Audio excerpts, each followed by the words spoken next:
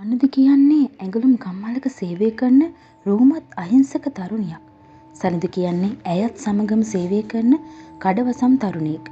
අනුදගේ හිතේ සලිඳ ගැන ආදරයක් ඇති වුවද එය ඔහුට ප්‍රකාශ නොකළේ තමන්ගේ මූලික අරමුණ වූ තම මව සහ නැගණියගේ අනාගතය ලස්සන කිරීමට ඇති උවමනාව නිසා.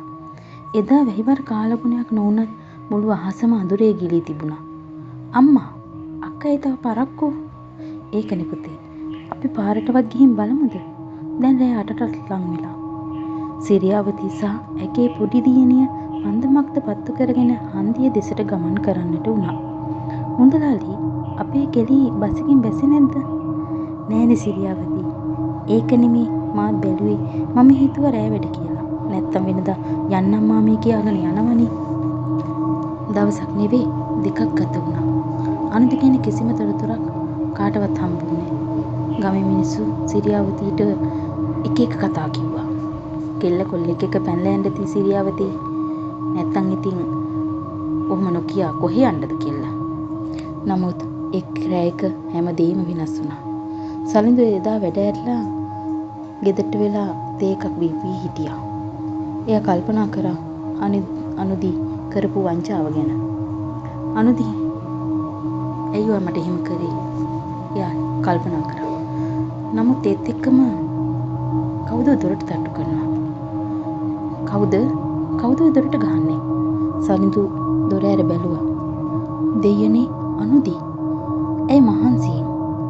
ඇඳුම් තැනින් තැන ඉරිලා. කොණ්ඩේ අවුල් වෙලා. අනුදි ඇයි මේ? ඔයා වෙන කොල්ලෙක් එක්ක පැනලා ගියාලු නේද? නෑ සලිඳු අයියේ. මට පොඩි කරදරයක් වුණා. අයියේ මට එක වතාවක් ඔයාගේ අත අල්ල ගන්න දෙන්න. සලිඳු අනුදිගේ අතින් අල්ලගත්තා. හැමදේම වෙනස් වෙන්න තප්පරයයි ගියේ. මුළු ආසම දෙදරව්වා. සලිඳු කෝල් එකක් ගත්තා. නිමල් කියන්නේ රස්තියද වෙනමක් තියෙන කොල්ලෙක්. ඇදගෙන ආවේ අමුතු තාලයකට. ඒක නිමල් නම් ඒ තරම් ගණන් ගත්තේ නෑ. එයා හිතුවා මේ මහන්සියට වෙන්නේ නැති කියලා. කොහෙටද සලිඳු යන්න ඕන? ටවුන් එකටවත්ද? නෑ. මම යන තැන කියන්න. නිමල් යන්කෝම. මුළු රාත්‍රියම මූසලයි.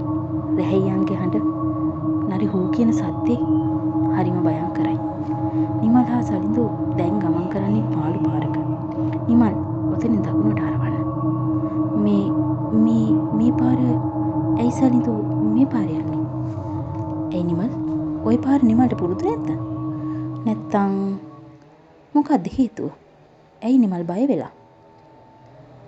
නෑ මම බය වෙලා නෑ. ඔව් නිමල්. කියන්න. නෑ සලිඳු අපි යන්.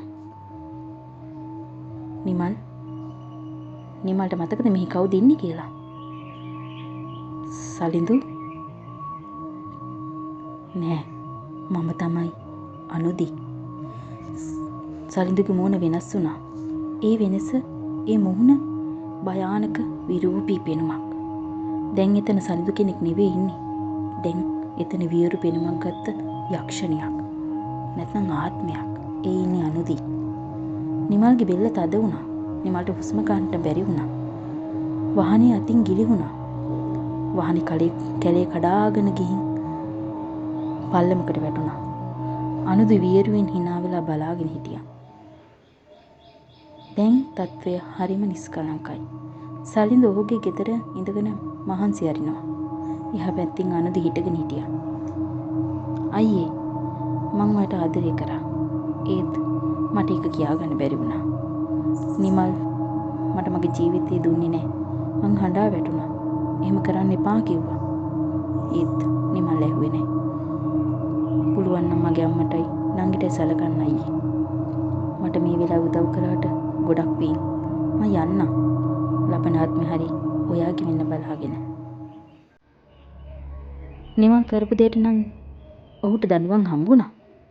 හැබැයි සමාජෙ තවත් අනුදිලා නිමල්ලා ඒ වගේම සලිඳුලා ඉතුරු වෙලා ඉන්නවා. තීරණේ ඔයාලගේ. එහෙනම් අපිත් එක්ක එකතු වුණ ඔයාලට ගොඩක් ස්තුතියි. මේ වගේ හොල්මන් කතා බලන්න අපිව subscribe කරලා තියාගන්න.